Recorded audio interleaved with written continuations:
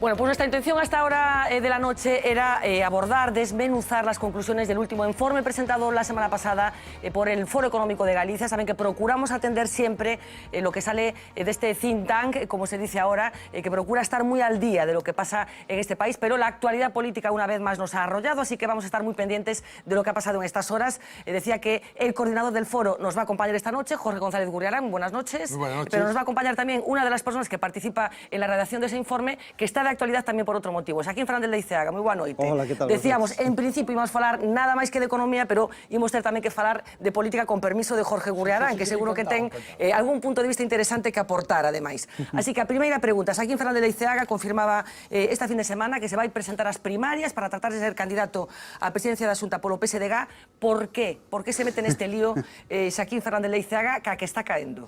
Bueno, pues básicamente por compromiso, ¿no? Por compromiso con unhas ideas, con uns valores. É un momento difícil en termos sociais, en termos políticos, e eu creo que é un momento de dar un paso ao frente, ¿no? Aqueles que temos, digamos, ese gusanillo e que creemos que podemos aportar algo, pois nos momentos de dificultade, pois eu non son persoa de botarme para atrás, ¿no? E creo que se pode facer unha contribución a propiciar un cambio político en Galicia, que creo que é unha demanda de amplios sectores da sociedade, ¿no? Por que o PSDG está nestes momentos donde está? Nas últimas eleccións xerais foi terceira forza política, nas anteriores municipais moitos problemas tamén, superado en concellos importantes polo que se denomina Marea. Que lle pasa ao PSDG? Eu creo que hai circunstancias xerais que influyen nos partidos socialistas en toda Europa, e en España tamén, ¿no? A crise afecta sobre todo aos partidos que foron importantes no sistema, tanto o Partido Popular como o Partido Socialista. Entón, hai unha parte da crise que ten que ver con isto. Outra parte son erros propios, ¿no? Eu creo que non enfrentamos ben o cambio de política económica que experimentou, que propiciou o goberno de Zapatero. Non foi ben explicado aos cidadáns por qué, e seguramente era necesario pedirlles un voto de confianza volvendo ás urnas e explicándoles as razóns, e eso non se fixo, ¿no? E logo en Galicia, pois desde a derrota sufrida por Emilio Pérez Touriño, que dou paso ao goberno de Núñez Feijóo, o espectáculo a veces de loita fratricida interna, eu creo que fixo que sectores amplios do electorado pois nos abandonaran, ¿no? Nos negaran a súa confianza. Non fixemos nese sentido a renovación necesaria tampouco para adaptarnos aos tempos, ¿no? E temos un problema coas xeracións xóvenes moi particular, que somos incapaces de conectar cos seus modos de ver a política e transmitirlles digamos, a nosa capacidade para resolver os problemas que lles aqueixan, ¿no? Bueno, pois isto imos comprobalo precisamente no programa de hoxe, porque fixemos unha enquisa na rúa e xa lle adianto a Xaquín Fernández Leiceaga que non é moi agradable de escoitar para unha persoa que aspira a ser presidente da Xunta polo PSDG, pero temos a Pablo Carballo tamén. Moi boa noite. Boa noite, boas noches. Que hoxe tiña unha encomenda, bueno, en realidad dos. Nos propusimos hacer dos cosas hoy, Pablo. Sí, hablamos de la desconexión del Partido Socialista en Galicia con el electorado, ¿no? Me decías, ¿cuándo y por qué se produjo? Bueno, intentamos adivinarlo en base a los datos, llegar a una conclusión cerrada en base a los datos. ¿En qué momento se produce esa desconexión y por qué pudo producirse? Para ello, como digo, vamos a ir analizando diferentes datos, empezando por las elecciones municipales. Nos ubicamos en el año 2007. El Partido Socialista de Galicia gana las elecciones en A Coruña, en Ferrol y en Lugo. Es segunda fuerza en Ourense, en Santiago y en Vigo. Solo Pontevedra le mantiene como tercera fuerza. Y lo que es más relevante, empieza ese mandato ocupando la alcaldía en 6 de las 7 ciudades de Galicia. Nos vamos al año 2011, convocatoria electoral en la que, como ven, el Partido Socialista no gana las elecciones en ninguna de las 7 urbes. Mantiene la segunda plaza en todas menos en Pontevedra, y hay datos ya a tener en cuenta. Por ejemplo, esa caída del voto en A Coruña, prácticamente 10 votos, 10 puntos porcentuales, 8 en Ferrol, 6 en Lugo, batacazo importante en Pontevedra, 7 puntos en Santiago, y empieza a notarse el efecto Caballero en Vigo, repunta también el PSDG en Ourense. De las 6 alcaldías que tenía el Partido Socialista, como ven, se queda con 3, con la mitad. 2015, los últimos comicios del pasado mes de mayo. El PSDG gana las elecciones únicamente en Vigo. El Lugo retiene la segunda posición y cae a la tercera en el resto de las ciudades. En 5 de las 7, los socialistas son tercera fuerza política. Solo superan el 20% del electorado en Lugo y en Vigo. Curiosamente, las ciudades que mantienen 6, de 6 se van a 3 y de 3 se van a 2 alcaldías. Vamos a ver qué ha sucedido en el Parlamento Autonómico. Año 2005, Touriño candidato, 33% de apoyo electoral, repite en 2009, el año en el que pierde la Xunta, pero con un 31% de apoyo en las urnas. Pachi Vázquez es candidato en 2012, obtiene el 20% del apoyo del electorado, pierde 10 puntos, más de 10 puntos en las urnas.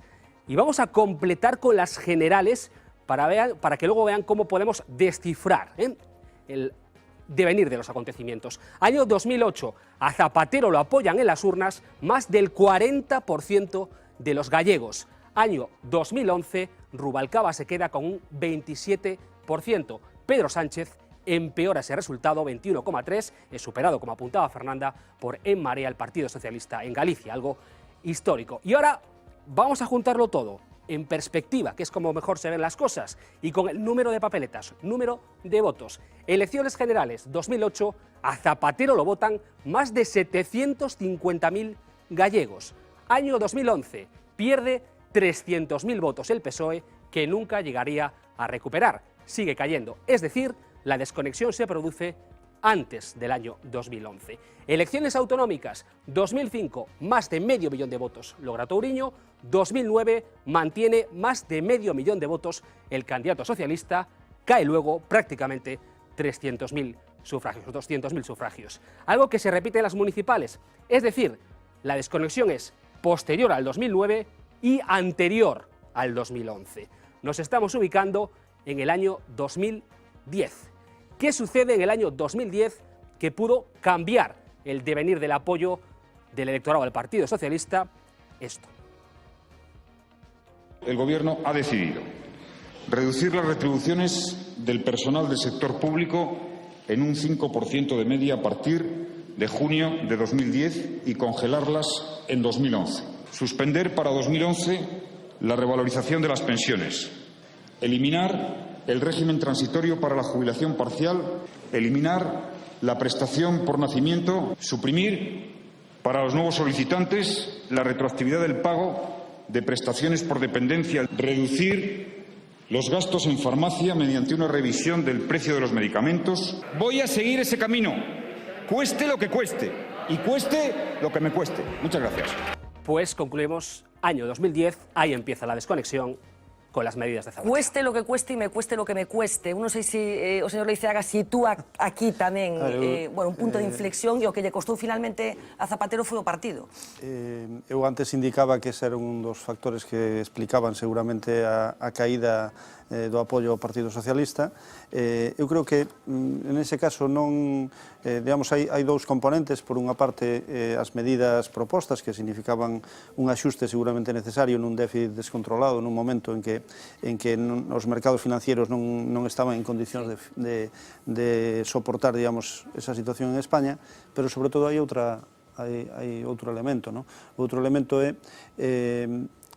presentarse con unha política e sin consultar co electorado, despois promover outra xustamente antitética. Eu creo que eso é o que nos ten costado varios anos de credibilidade, que é o que se trata de recuperar.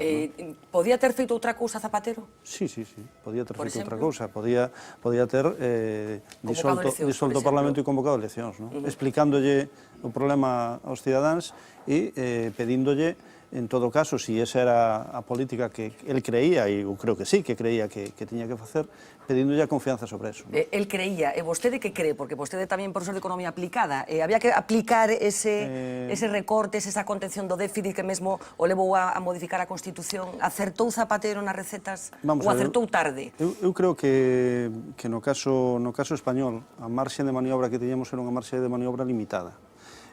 fundamentalmente porque os que tiñan que prestarnos, diríamos, esos fondos nun contexto de caída da actividade tan brutal que as finanzas públicas se resentían moi notablemente, estaban dicindo que non estaban en condicións de financiar uns déficits públicos desa magnitude, non? Por tanto, a marxe de maniobra era limitada, pero en todo caso, esa marxe de maniobra había que consultarlle ao electorado, explicarlle, facer unha campaña de pedagogía política dicíndolle esta é a situación, estas son as condicións e, por tanto, queremos que si vos considerais que nós debemos xestionar esta crise, pois nos dedes ese novo mandato, porque nós tiñamos un mandato para outra cousa, non? E esa é a cuestión clave.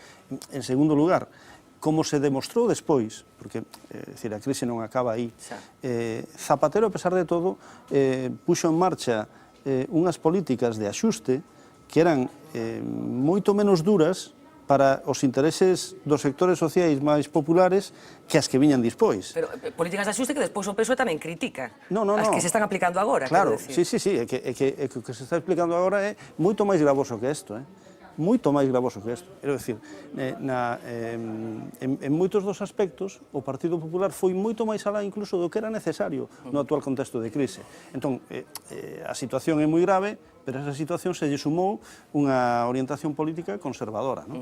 Entón, eu creo que esa é a clave do asunto. Bueno, falamos de Zapatero, de se cueste lo que cueste, me cueste lo que me cueste, pero hai tamén un hito, falaba por encima Pablo dese asunto, que foi ese goberno que compartiron en Galiza, na Xunta en concreto, o PSDG e o Bloque Nacionalista Galego. Visto que aconteceu despois e o punto no que se atopan nestes intres os dous partidos, señor Leiceaga, sentoulle mal o goberno da Xunta, tanto o PSDG como o Bloque Nacionalista Galego, ou a saída dese goberno? Eu creo que os datos o que indican é que o goberno de Touriño tuvo no electorado socialista unha erosión moi débil que basicamente foi vía abstención. Eso foi o que sucedeu. Por tanto, eu non situaría aí o asunto. E máis, eu creo que o goberno do Emilio Pérez Touriño, visto desde hoxe, aparece como unha illa de progreso e modernidade e é moito peor o que ven dispois. Nese sentido, eu digo con orgullo que podemos estar satisfeitos, digamos, da contribución do goberno de Emilio Pérez Touriño á modernización de Galicia. Eu non criticaría a ese goberno. Creo que non hai que reprocharlle que se fixo mal, entón, a saída do goberno, a xestión posterior? Non, eu creo que posiblemente o peor dese goberno é a xestión política, das relacións entre as dúas forzas. E iso é algo sobre que sí debemos reflexionar fondamente, sobre todo na última parte, nos últimos meses do mandato. Eu creo que aí había un problema porque o Bloque Nacionalista Galego empeñouse en marcar as diferencias frente a un presidente que xa estaba na última fase do seu mandato e que tiña, por tanto, escasa marxe de maniobra para facer outra cousa. Vostede ven do Bloque Nacionalista Galego, precisamente no ano 2002, se non me equivoco nas datas, por outubro, máis ou menos, decide incorporarse á disciplina do PSDG.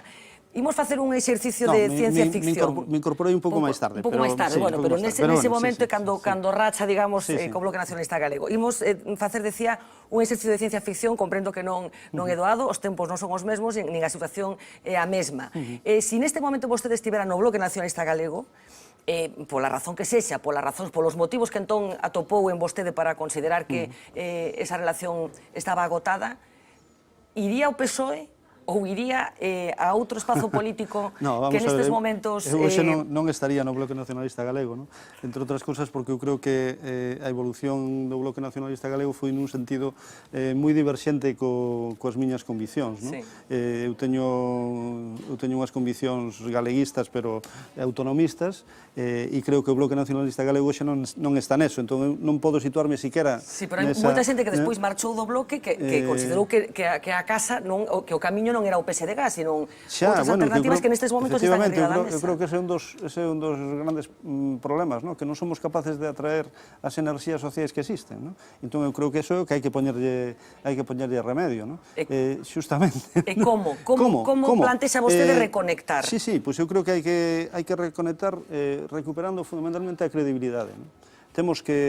Nós temos que ser capaces de saber cales son os problemas que lle importan ao electorado de esquerdas, que son básicamente os que vimos defendendo sempre con algúns cambios, con algúns matices, con algunhas novas reflexións. Hai novos problemas que temos que atender, eso en primeiro lugar. Por tanto, temos que facer un esforzo de modernización da nosa concepción, do noso discurso, da nosa forma de relacionarnos coa xente. A participación é moito máis importante que antes, pero sobre todo temos que recuperar a credibilidade. Non podemos decir unha cousa e facer outra, non podemos intentar ser o que non somos, no? Temos que ser o que somos, no? Que é unha forza de cambio, unha forza de modernización, unha forza de progreso, pero tamén unha forza sensata, creíble e que non vai, digamos, a facer a revolución, non vai a saltar os ceos. Pero como se racha o muro? Porque hai unha cousa que ten que ver con eso que se chama nova política, que ten que ver con unha capacidade para conseguir colocar o discurso político, digamos.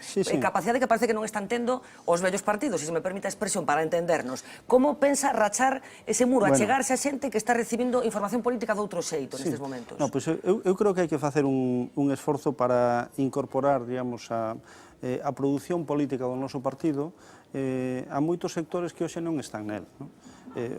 Os partidos socialistas en xeral teñen un problema de envellecemento dos seus dirixentes, hai que intentar irrigalos por abaixo desde a sociedade. É dicir, nós perdemos a capacidade que desde o mundo universitario, desde o mundo profesional, desde o mundo da sociedade civil, pois nos vayan alimentando con ideas, con proxectos, con propostas que poidan servir para reflexar mellor o que a sociedade quere e que melloren a nosa oferta.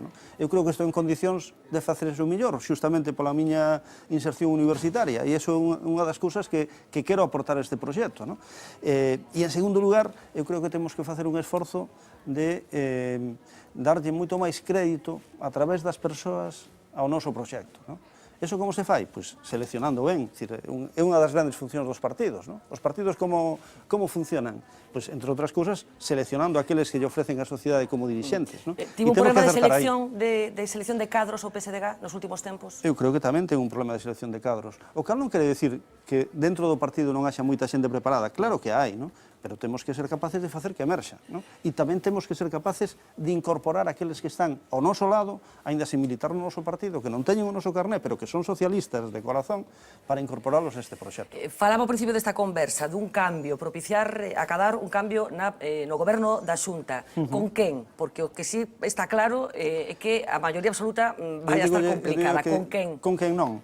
Non é posible co Partido Popular. E co resto é posible con todos? Co resto temos que ver se somos capaces de pornos de acordo nun programa realista, factible, de cambio, pero realista e factible. É dicir, nós non vamos a entrar en aventuras, non vamos a propiciar aventuras, pero si vamos a facer un esforzo de xenerosidade para incorporar ese cambio a todos os que saibamos coincidir no fundamental. Que é o fundamental? O fundamental? Pois o fundamental é acabar a política de recortes e unha política de reforzamento dos servicios públicos básicos, eso é fundamental. O fundamental é a rexeneración completa da vida pública, eso é fundamental, a transparencia de verdade, a lei da transparencia da Xunta é unha lei extremadamente insuficiente, temos que facer unha lei de transparencia de verdade, e fundamental é unha política de crecemento económico, de creación de emprego, que, en fin, sexa capaz de mellorar a nosa capacidade de ter salarios máis altos a medio plazo, de ser competitivos no exterior, porque iso é o que vai propiciar que o emprego creza.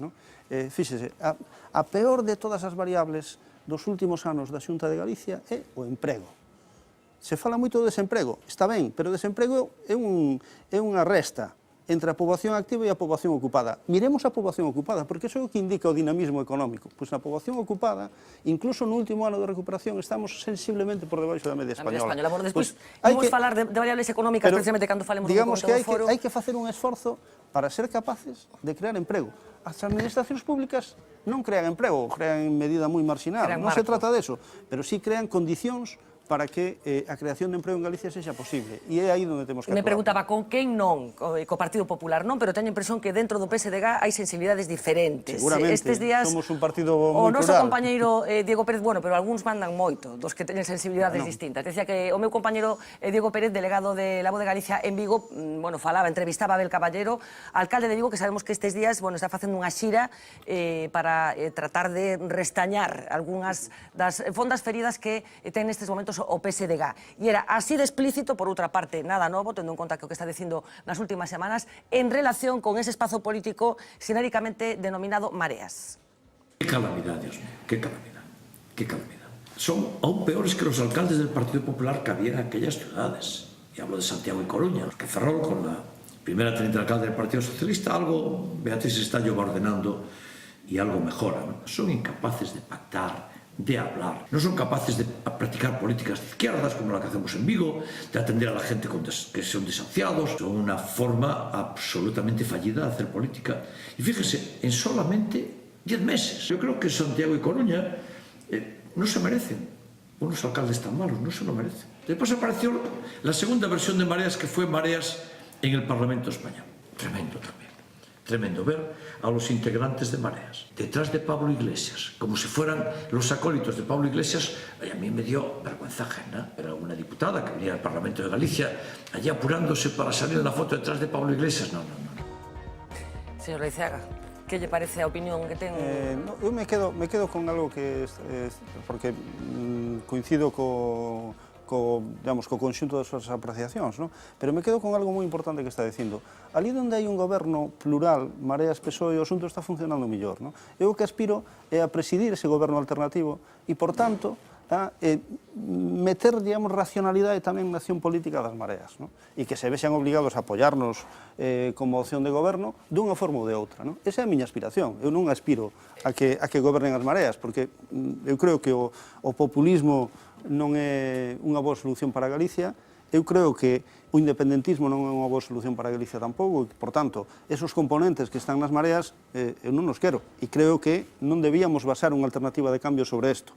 Debemos basar a alternativa de cambio sobre unha opción de goberno solvente e seria como é do Partido Socialista. Galeguista, sí, galeguista, e unha opción de cambio, pero que sexa solvente e seria, non? E, por tanto, non vexo unha grave incompatibilidade co que di o señor Abel Caballero, vexo problemas, en todo caso, de matiz. Bueno, ele establece un ranking, di que son peores que os alcaldes do Partido Popular. Bueno, Vostede comparte esa valoración? Eu vivín en Santiago e a verdade é que non conozo un alcalde peor que Xerardo Conde Roa, non en Santiago, sino, podría decir, en toda a miña experiencia vital, non? Entón, nese sentido, eu creo que a acción de goberno do señor Noriega, eu creo que non é positiva, todo o contrario. Eu creo que non están facendo nada ben, non están á altura da cidade, non están sabendo conectar coas necesidades da cidade, pero, por favor, temos moi recente a Gerardo Conde Roa, non? Si son terceiros, xa sei que me vai dicir, non, imos loitar para ser segundos. Non contemplo esa posibilidade. Si son terceiros, en que disposición? Porque supoño que os votantes tamén teñen dereito a saber que vai acontecer co seu voto, nun escenario de non maiorías absolutas. Vamos a ir avanzando, pero de entrada non contemplo esa responsabilidade, esa posibilidade, non? Non se vai mover de aí. Non me vou mover de aí, non? Bueno, decía, enquisa que hoxe fixemos pola rúa para saber que opina a xente do PSDG. Eu decía, non quero que salga deprimido, señor Leiceaga, desta mesa, porque Jorge Escoita, así de contundente, é a valoración, a opinión que ten a xente do PSDG, do PSOE. El Partido Socialista se enfrenta a un proceso de renovación en Galicia. Con 2 procesos electorales en menos de 6 meses, tiene por delante el reto de recuperar el espacio político perdido. Pero ¿qué opina la gente en la calle del Partido Socialista? ¿Cómo ven los gallegos al PSOE? Hoy vamos a averiguarlo. ¿Qué le sugiere el Partido Socialista? Nada. Yo era del Partido Socialista. Y mi marido igual. Y la familia de mi marido lo mismo. Pero es que eso todo ha cambiado. Que conste que yo he votado a Felipe González, pero Pedro Sánchez no me gusta. Yo no quiero ofender a nadie, entonces lo que yo opine me lo guardo. Me gusta. Aunque esté roto, sigue siendo el Partido Socialista. Yo, como soy de toda la vida, voté y votaré. A mí ahora mismo el mensaje del Partido Socialista no sé ni cuál es, no me llega. No me gusta realmente cómo se está portando ahora mismo. Conectados co Partido Socialista, non, que opinión tes del? Deberían renovarse, na miña opinión. Non conectan 100% con como está a actualidade neste momento. Non me gusta nada o que se venden con calquera, que tanto se está a dereitas e esquerdas. ¿Crees que el Partido Socialista no conecta con la gente joven? Bueno, porque creo que quizás el Partido Socialista se está igualando bastante al Partido Popular. ¿Crees que el Partido Socialista conecta con la gente joven o no? Eu creo que non. Baixo o meu punto de vista, non. Polo menos comigo, non. Non ten ideas moi progresistas e moi da hora do que a xente busca. Particularmente contigo, o PSOE conecta ou non conecta? Non moito, a verdade. porque sempre seguiron na mesma liña, estaban sempre o PP, o PSOE, e como sempre estaban uns e outros, e echabanse as culpas uns a outros, a vella política, pois como que a xente está farta e coa crisis dices, basta. Cada 2 por 3 se cambian de idea, siempre intentan hacer coalición de muchísimos partidos, siempre intentan buscar el poder a base de unirse con los demás. No creo que estén pensando en el pueblo. No sé, los antiguos valores de Felipe González, etc. O sea, actualmente, como referencia, sí, izquierdas para los jóvenes está más Podemos. Está bastante anticuado ya y que ahora lo que se necesita es más bien novedad en la sociedad. Porque me parece un mensaje muy anticuado. No me llega nada. Si tuvieras que definir al Partido Socialista con un adjetivo, ¿cuál elegirías? Pues que quieren ir de modernos pero no lo son. Bella izquierda. Y antiguo, mellor. Atrasados. Anclado no pasado. Es un partido más que está pensando por sus propios beneficios. Falsos. Inseguridad o desorden. Antiguo. Aprovechados. Lo mismo que el PP, pero más finos. Mejor no lo digo. Un poco decepcionante. O sea, la forma de definirlo sería que inexistencia. Si te digo Pablo Iglesias, ¿quién se te viene a la cabeza? El líder de Podemos, ¿no? El de Podemos, hombre, el de Coletas. En Pablo Iglesias, no en Podemos. Pois Podemos, Errejón, e Cía. El Coletas. Sempre penso no Pablo Iglesias de Podemos, non no fundador. El líder de Podemos. Y el líder de Podemos. El líder de Podemos. Penso no fundador do PSOE, pero tamén penso no dirigente de Podemos. Se me puede venir el fundador del PSOE, se me puede venir Pablo Iglesias, el de Podemos. Te digo Pablo Iglesias, ¿quién se le viene a la cabeza? El que fundó el Partido Socialista, obrero español. Rematábamos con esta muller que efectivamente identificaba ese nome cofundador do Partido Socialista, señor Leiceaga. Despois de escoitar isto, insisto, non está trucada. Está xente que atopamos pola rúa. Non buscábamos xente que dixera estas cousas, pero a mensaxe final é bastante demoledora, porque eu confeso ademais que tiñamos a intuición de que na universidade podía aparecer este perfil, pero a verdade é que a xente de un pouco máis edade ten a mesma percepción. Eu dixen ao principio que creía que había un problema de confianza no noso partido e de incapacidade de conectar cos sectores... Pero falan de algo antiguo. Cos sectores xóvenes, sí, está claro que hai, digamos, o noso electorado se fixo maior, e non fomos capaces de preservar, digamos, esa conexión cos sectores máis xóvenes da sociedade, un 40 e tantos % de desemprego entre os xóvenes é demoledor, e en parte... Pero podían culpar de eso o Partido Popular. No, pero en parte nos culpan a nós. Eu creo que culpan tamén o Partido Popular, pero en parte tamén nos culpan a nós porque nos ven como un partido do sistema, E non somos un partido do sistema, o que pasa é que temos que explicar ben como é posible desde, digamos, os valores do sistema que a inmensa maioría da sociedade comparte. Non é que teñamos unha maioría de antisistemas na nosa sociedade, non. O que queren é que este sistema funcione. Pois temos que explicarlle como poñelo a funcionar en favor, digamos, dos seus intereses. E esa é a parte que non fomos capaces de facer nestes anos. E eu me quedo con algo que se decía neste inquérito, que é a necesidade de renovación. De renovación de cadros, de ideas, non só de persoas, nin fundamentalmente de persoas, aínda que tamén, sino sobre todo de ideas e de forma de facer as cousas. Eu creo que é letal para un partido como o noso, porque hoxe eu vivo todos os días. Esta é a sociedade da información inmediata. Eu estou nas clases dicindo algo e vexo os meus alumnos entrando en internet e comprobando a ver se o que digo é verdade ou non, e a veces me corrixen. Por tanto, non se pode mentir. Eu só aprendino estes anos que levo na universidade, dicir que non é que non se pode mentir, non se pode ni siquiera, non ten dereito un a equivocarse, porque perde poder, non se debe tampouco.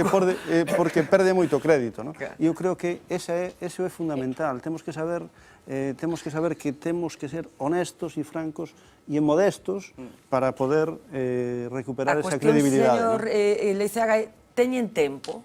Bueno, temos 6 meses.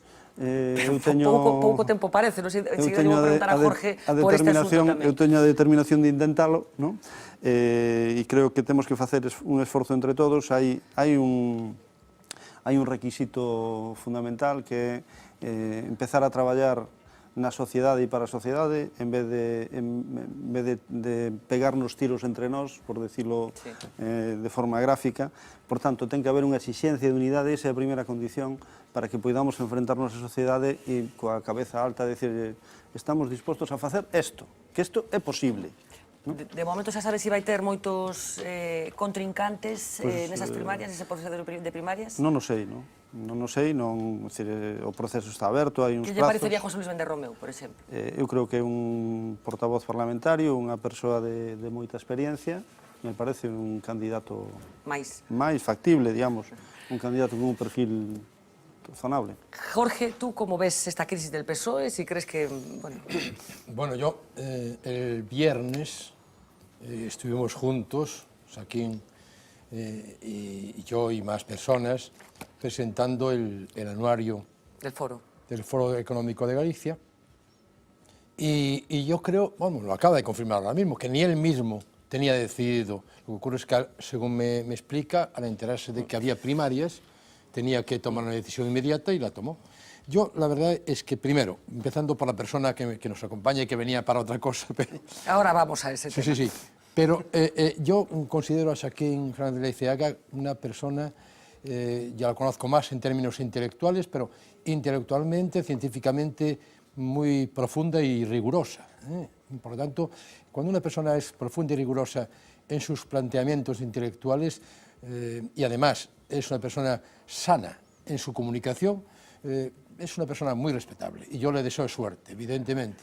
Ahora bien, de lo que acabáis de hablar, a mí me parece que el ser sensato, el ser creíble y ser riguroso ha de ser también compatible con el partido que va o que pretende representar. Porque ¿tú qué crees que le ha pasado al PSOE y al PSDG? Yo creo que... ¿A ti te sorprende esta encuesta? No me sorprende, aunque me sorprende la cosa de la encuesta, que ha habido muchas personas jóvenes, muy jóvenes, y no sé si estaban pensando, posiblemente sí, en Podemos o asimilados, pero tiene una visión del PSOE bastante, yo diría, coincidente con la media, lo cual me llama la atención en la gente joven.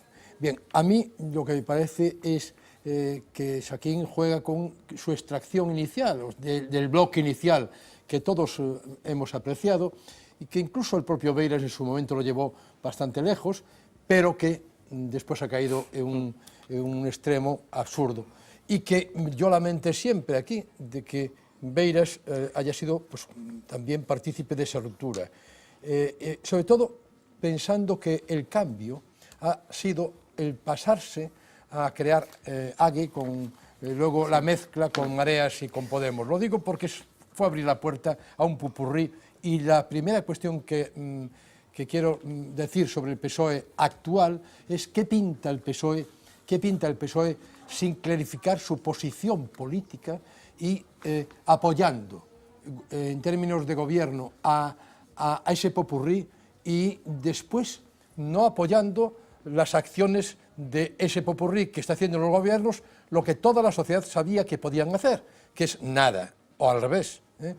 Yo creo que incluso no lo arregla el hecho de que podía ser peor el PP, yo no lo sé. Conde Roa comparto que era muy malo. ¿Tú crees que en una situación de no mayoría absoluta, ¿qué tendría que hacer, qué debería hacer el PSDG? ¿De mayoría absoluta de quién? Si el Partido Popular pierde la mayoría absoluta, que es la forma de que no gobierne el PP, ¿qué crees que debería hacer el PSDG? Pues yo estoy convencido, después de vivir esta experiencia de 4 meses, que a pesar de los enormes errores del PP y a pesar de la corrupción consustancial al PP y al PSOE, a los dos, ampliamente, y otros partidos, pero más a los dos, yo creo que tendrá que, de alguna manera, antes dejar gobernar a un PP bajo la vigilancia del PSOE, que apoyar a un popurrí que han demostrado hasta la saciedad su incapacidad para gobernar. A ver, esta é unha das opcións que moita xente tanto plantea para o conxunto do Estado como para Galicia. Gobernar con el PP, sí, deixar gobernar o Partido Popular, por exemplo. Esta opción vostede non a contempla? Hombre, de entrada non. Eu creo que o que pasou nas eleccións municipais foi moi claro. Había unhas maiorías absolutas do Partido Popular, en concreto nesta provincia, en Ferrol, en Coruña e en Santiago, e o electorado non só lle retirou a maioría absoluta, sino que en moitos casos, como en Santiago, nin siquiera foron a primeira forza. É dicir, en Santiago non é que o Partido Socialista deixe gobernar a Nova, sino que a Nova, polos seus propios votos, chegou ao goberno. Por tanto, a situación... No, sin el PSOE no podría llegar. Sí. No, sin el apoyo del PSOE. Fue primera, en acaba de ayudar a Compostela, aprobar los presupuestos. No, bueno, pero esa é outra cuestión. Compostela foi a primeira forza. Pero foi a primeira forza en Compostela. Foi a primeira forza en Compostela. Coruña finalmente non, houve aí un reconto de votos, ao final foi o Partido Popular. Pero en Coruña houve unha caída, digamos, dun 30 e tantos % no apoio popular ao Partido Popular. Por tanto, eu creo que tamén hai que ver as cousas en dinámica. Había un mandato moi claro da sociedade en favor do cambio. Efectivamente, eu creo que o que ten que facer o Partido Socialista é, como eu creo que están facendo nestas cidades das que estamos falando, condicionar, digamos, o seu apoio a que haxe un goberno sensato. E esa é a gran... Claro, o que pasa é que a definición de goberno sensato é a consideración do que é un goberno sensato onde entran os matices. Sí, efectivamente, onde están os matices, pero eu creo que esa é a línea de acción que debemos ter. Deixen un momentiño, porque falábamos antes de Pablo Iglesias, rematábamos esa enquisa preguntando a xente quen é Pablo Iglesias, eu non sei como se interpreta que ao final o fundador do Partido Socialista, por certo, hoxe 2 de maio foi cando se fundou o Partido Socialista en Madrid, se lle preguntaba a xente identifica ese nome automáticamente co coletas, como decía moita xente. Fixemos un pequeno experimento que foi, nada, poñer no buscador que todos utilizamos máis, en Google, Pablo Iglesias, a ver que pasaba, onde aparecía Pablo Iglesias Pose, que é o segundo apelido do fundador do PSOE. Bueno, pois na primeira pantalla non aparece, son todo noticias que teñen que ver con Pablo Iglesias Turrión. Na segunda pantalla prácticamente tampouco aparece a primeira entrada, ten que ver ca Fundación Pablo Iglesias, despois continúa falándose de Pablo Iglesias Turrión, bueno, ten que ver ca dinámica da información. Nestes momentos, Pablo Iglesias Pose, completamente desplazado, pero que a xente identifica enseguida. Eu non sei se casi ten algo de paradóxico, que a persoa que está liderando a opción política que pode poñer nunha situación complicadísima ao PSOE se chame igual que o fundador. Parece como unha especie de broma do destino, non? Pode ser, non? Marx decía que a historia se repetía a veces como traxedia, a veces como farsa. Eu creo que no caso de Pablo Iglesias Pose, pues posiblemente sexa como farsa, non? A mí me parece incluso más elemental. A mí me parece que es que los medios de comunicación tienen un poder enorme, y empezando por La Tuerca y todo lo demás, Pablo Iglesias, junto con Errejón y con Monedero y toda esta gente, que posiblemente, en términos intelectuales, hayan cumplido el mínimo minimorum para de vez en cuando dar una clase, yo creo que no tienen ninguna capacidad de gestión. Y lo que es más grave, y eso lo digo yo que soy pecador, lo que es más grave, Pablo Iglesias no sabe controlarse, lo cual es un tema muy grave para un político. Y a mí, que ese aspirante OZP en malo, que es Pedro Sánchez, haya estado a punto de pactar con él, lo veo como un peligro, como lo ve la mayoría de la vieja guardia del PSOE. Pois aquí introduce, xa para rematar con este asunto, señora Iceaga, Bueno, Pedro Sánchez, un ZP en malo. Eu creo que hai claramente unha fractura xeracional nesas apreciacións. Eu creo que claramente por debaixo, digamos, dos 50 ou 55 anos a apreciación é ben diferente e había unha certa presión para que houbera un pacto noutra dirección, non? Por certo, eu creo que Pedro Sánchez fixo o único que era posible facer para construir un goberno alternativo ao Partido Popular, non? Que era intentar conxugar a Ciudadanos e a Podemos, non? Nun goberno presidido por él e sobre unhas bases, eu creo que podemos discrepar técnicamente de algúns puntos, pero en conxunto moi sensatas, como era ese pacto de goberno firmado. El pacto PSOE-Ciudadanos me parece que tiene un contenido moi apreciable. Globalmente moi apreciable. Chegaba. Bueno, unha última pregunta que teño que preguntar, porque é unha persoa que comparte especialidade académica cos presentes. Falo de Xosé Manuel Beiras e co papel que está xogando nestes últimos anos aquí, en Galicia, primeiro, ca Formación Alternativa Galega de Esquerdas, e agora, bueno, pois, sendo parte esencial de todo este novo espazo político. Que consideración ten da aportación política que está facendo Beiras neste último tramo, nestes últimos tempos? Me permite unha pequena frivolidade. Por favor. Eu creo que Xosé Manuel ainda non sabe ben o que quere ser de maior. Sí, pero eso a veces... E iso con que consecuencias? Quero decir, non, máis alá da persoa que eu respeto, eu respeto non só no personal, sino tamén no plano intelectual, non? Eu creo que o movimento no que está aínda non saben ben se queren finalmente facer unha contribución sensata a gobernación de Galicia, de España, etc., ou ben queren situarse como un partido antisistema que non vai ser válido, digamos, para resolver os problemas dos cidadáns, non? Que pode estar ben para mobilizar a sociedade en torno a algúns eslogans, pero que despois non ten ninguna capacidade para poder levar eso ao Boletín Oficial do Estado ou ao Diario Oficial de Galicia, que é onde se resolven as cousas, porque as cousas se resolven pola vía das leis, pola vía dos reglamentos, pola vía das decisións políticas, non? Pero vostede coñece moi ben o personaxe dende o principio, dende que se fundou o Bloco. Eu non sei se observa que isto é coherente con el ou non. Eu creo que non hai un Beiras, non? Hai varios Beiras, pasa por distintas fases, non? E posiblemente agora hai unha especie de retorno ás orixes, dunha forma un pouco máis á esquerda, digamos, pero un retorno ás orixes, e eu non descarto que exista ainda un cuarto Beiras a partir do próximo outono, non? Bueno, pois decía, a convocatoria tiña que ver con ese informe anual do Foro Económico de Galicia. Vou repetir a pregunta aos dous. Se tiveras que facer un diagnóstico concreto, cativo, digamos, rápido, das constantes vitais económicas de Galicia nestes momentos, Jorge, que dirías? Pois diría que está bastante enferma,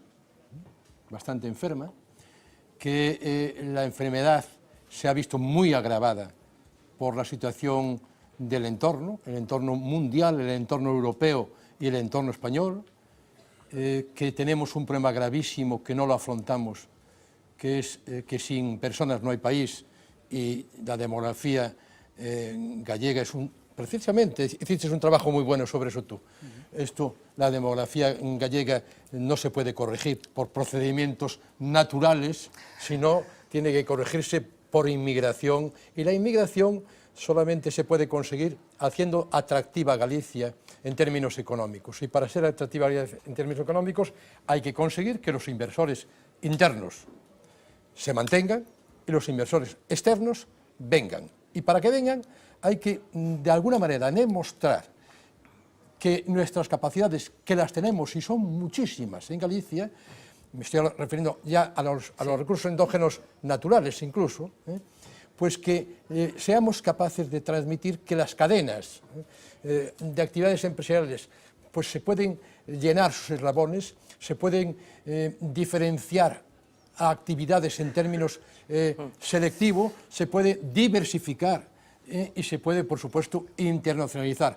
Pero, ojo, no solamente comercialmente, sino en términos de inversión.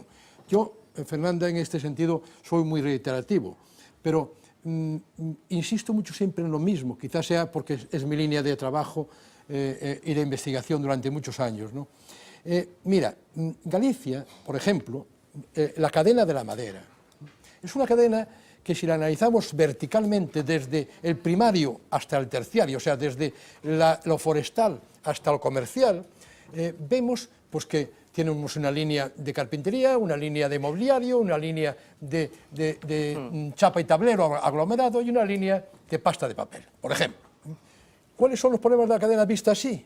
Pues fundamentalmente es un problema de materia prima, en cierta medida, un problema de diseño y una gran ventaja de cadena bastante completa y muy potente en chapa y tablero, y en cambio muy impotente, tiene eslabones todos vacíos, salvo uno, en pasta de papel. Bueno, pues te digo esto y si como quieres, ejemplo. Bueno, vamos a ver outros exemplos, pero buscaba primeiro, Xaquín Fernández Lizaga, ese diagnóstico. Como estaría se fora un paciente que nestes momentos está observado polo equipo médico habitual, que decía outro, como estaría ese paciente? Bueno, pois eu creo que se pode utilizar unha analogía médica, digamos, describir bastante sucintamente, ¿no? Eu creo que había un diagnóstico, ¿no? O diagnóstico era que había un gasto público excesivo e un déficit público desbocado, e entón o equipo médico, neste caso o goberno de Feijóo, decidiu que había que atallar, digamos, esos síntomas, ¿no?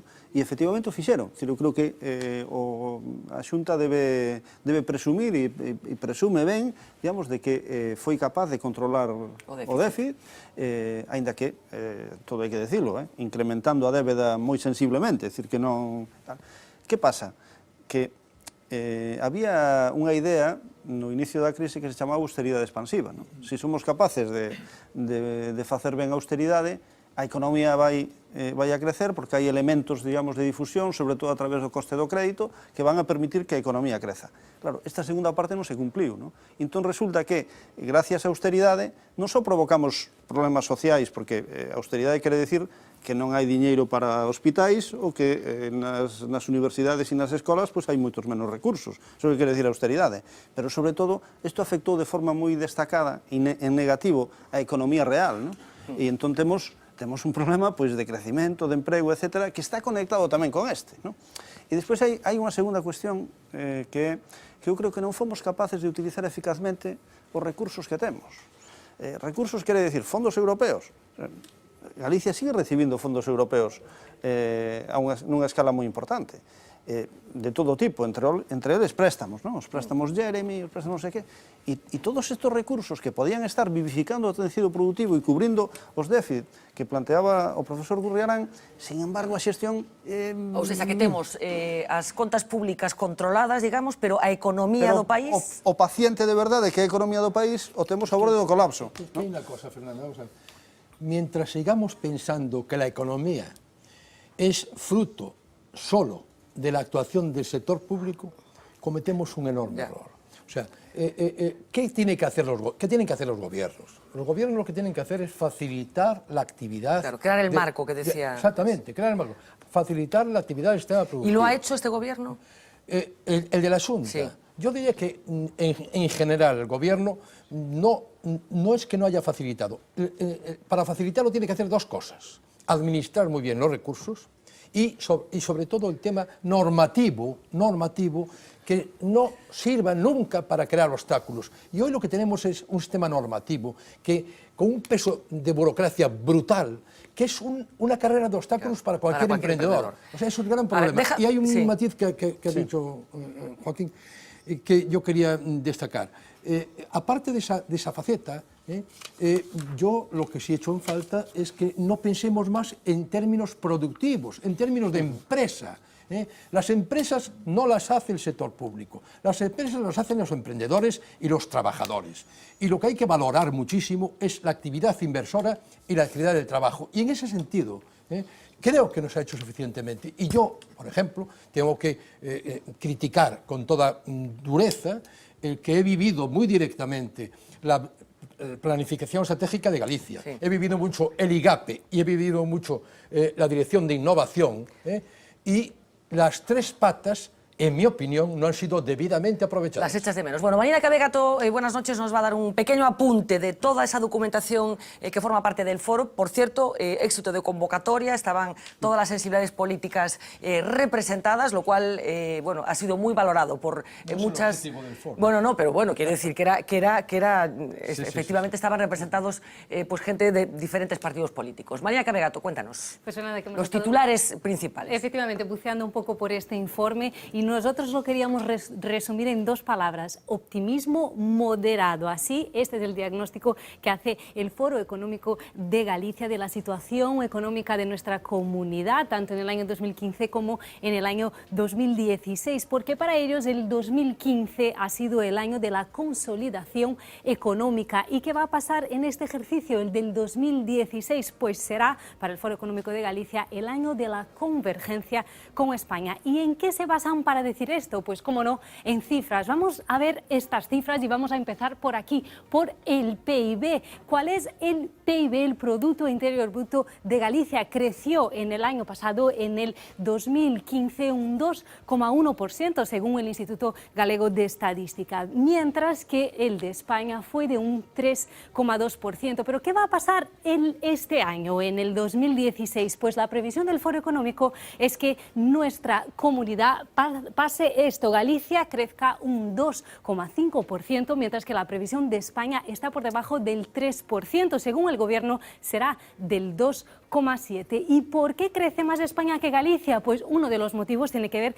con la confianza. Parece que la confianza de los consumidores, que en el conjunto de Estado ya es positiva, está tardando en asentarse en nuestra comunidad. Otra cifra importante tiene que ver con las exportaciones. En Galicia, como podéis ver en este gráfico se importa más que se exporta. De hecho, este panel de economistas analiza las 3 debilidades del sector. Una de ellas tiene que ver con la concentración geográfica. La Unión Europea concentra 3/4 de las exportaciones de Galicia. Otra es la concentración sectorial y la tercera es el escaso poder de atracción extranjera en Galicia. De hecho, en el último año Galicia está en el 0,4% del total estatal. Del lado de la oferta, el sector destaca la industria manufacturera, porque ha crecido un 4,6% encima incluso de la media estatal. Vamos a ver este gráfico en el que vemos como la industria manufacturera tiene un 4,6%, mientras España un 3,8%. Vemos que los demás sectores son, por ejemplo, la construcción y también los servicios.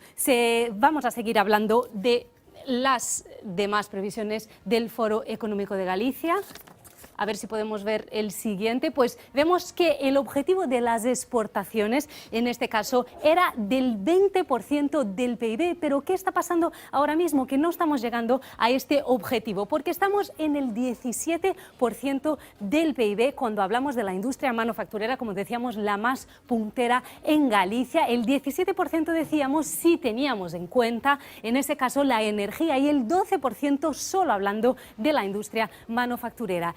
Estábamos viendo aquí, este es el informe del Foro Económico de Galicia, que lo ha hecho pues, los analistas que lo suelen hacer, pero además un panel de 13 economistas. Recopila 13 análisis sobre los retos y las oportunidades de la economía gallega de cara a los próximos años. Entre ellos están nuestros invitados, Jorge González Gurriarán y también Xaquín Leiceaga, pero también representantes políticos tanto del PP como del PSOE como del BNG y también AGE, y todos estos trabajos coinciden en al menos 7 medidas. Son las necesarias para impulsar la economía gallega y son estas: incremento del número de empresas exportadoras. Quieren que pase de las 6.078 empresas que existen en el sector a las 7.500 que son las que quieren tener en el año 2020. Apuestan también por atraer la inversión extranjera, lo hablábamos antes. El objetivo sería llegar a los 400 millones de euros anuales. Quieren además recuperar